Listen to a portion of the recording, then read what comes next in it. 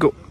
मला श्रीकडनं नेहमी काही शब्द कानावर पडतात की आई प्रणव इथे राहतो, प्रणव असा करतो, प्रणव तसा करतो. मग मला प्रणवबद्दल प्रचंड उत्सुकता होती आणि व्हॉट्सॲपवर श्रीने त्याचा नंबरही पाठवला. तो लवकर पाठवत नाही नंबर कोणाचा, पण प्रणवचा पाठवला. आणि मग अनायसा मला जर्मनीला यायचं कामच पडलं श्रीच्या संदर्भात. तर मी प्रणवलाही भेटायला इथे कालश्रुहला मी आली आहे. आणि प्रणवला मी 2-3 वर्षांपासून म्हणते की प्रणव मी यूट्यूबवर आहे, तू इंटरव्ह्यू दे. पण तो योग आज जुळून आला आणि आज प्रणव आपल्यासोबत आहे. प्रणव माझगावकर. तर प्रणव इथे काय करतो आहे तो स्वतःचा इंट्रोडक्शन तो स्वतःच देईल. प्रणव. हां, मी 2017 मध्ये जर्मनीला आलो आणि एम होता मास्टर्स करायचा.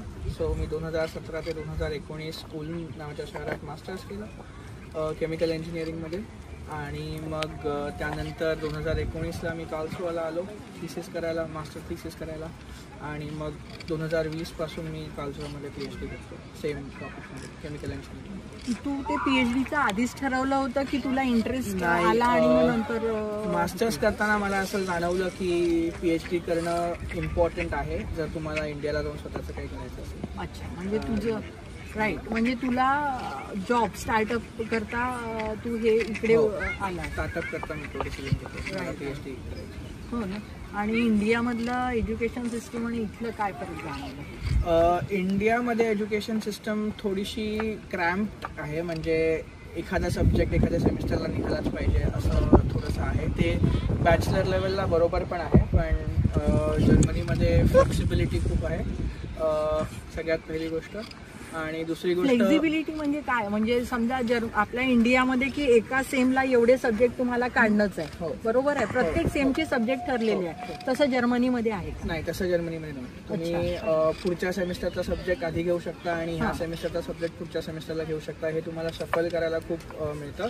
प्लस तुमच्याकडे खूप म्हणजे युनिव्हर्सिटीत, मुंबई युनिव्हर्सिटीत किंवा इंडियातल्या युनिव्हर्सिटीत आपल्याला एक लिमिटेड सेट ऑफ सब्जेक्ट्स असतात जे आपण चूज करतो, लेट्स से फॉर एक्झाम्पल. पण जर्मनीत you have a wide variety of options. So तुम्ही कोणतेही सब्जेक्ट चूज करून ते तुम्ही तुमच्या कोर्समध्ये इन्क्लूड करू शकता. प्लस इंडियात तुम्हाला एक्स्ट्रा सब्जेक्ट घ्यायचा ऑप्शन नसतो. इथे जर्मनीत जर तुम्हाला एखादा मॅनेजमेंटचा सब्जेक्ट इंटरेस्टिंग वाटला आणि तुम्ही इंजिनिअरिंग करताय, तुम्ही तो सब्जेक्ट पण घेऊन त्याची एक कॉम्प्लिमेंटरी एक्झाम देऊन तो तुमच्या ट्रान्सक्रिप्टमध्ये ॲड करू शकता. म्हणजे तो सब्जेक्ट तुमच्याबरोबर राहतो लाईफ टाईम. अच्छा, असं हे इकडचं खूप चांगलं आहे. आणि दुसरी गोष्ट ह्यांच्याकडे रिसोर्सेस खूप आहेत. सो आमच्याकडे तितके रिसोर्सेस नव्हते तेव्हा आम्ही बॅचलर्स केलं, पण इथे रिसोर्सेस खूप आहेत. पण हे जे तू म्हणतो की तुम्हाला भरपूर ऑप्शन्स आहेत, तर याचे स्टुडियस जे स्टुडंट आहेत त्याचा फायदा घेतात. पण जे आहेत की ते त्याचा हे पण घेत असतील ना, म्हणजे ते पण नंतरच्या सेम मध्ये असं वगैरे असंही होत असेल. हो, तो एक डिसएडव्हान्टेज पण आहे. कारण बरेच लोक मग काय करतात, एक सब्जेक्ट मुद्दामून ठेवून देतात आणि मग तो शेवटी काढायचा प्रयत्न करतात, सो दॅट त्यांचं स्टुडंट स्टेटस पण राहतं. पण हे सगळं थोडंसं चुकीचं आहे, कारण मग त्याने इंडियन स्टुडंट्सचं रेप्युटेशन खराब होतं आणि कदाचित मग over a period of time ज्यांना ह्याचा ॲडव्हान्टेज होतो त्यांना पण त्यांचा ॲडव्हान्टेज घेता येणार. सो असं एक हे आहे. आणि मग तू PhD करता कुठल्या सब्जेक्ट? PhD मी सध्या केमिकल रिसायकलिंग ऑफ प्लास्टिक वेस्टमध्ये करतो. कारण जर्मनीचं recycling system one of the best आहे अक्रॉस द वर्ल्ड. आणि कुठेतरी मला ते स्टडी करून ते परत इंडियात रिप्लिकेट करायचं. आणि मग याकरता स्कॉलरशिप तुला? माझा PhD कॉन्ट्रॅक्ट आहे माझ्या इन्स्टिट्यूट बरोबर. आणि त्यानंतर मला एक इव्हॉनिक नावाची कंपनी आहे.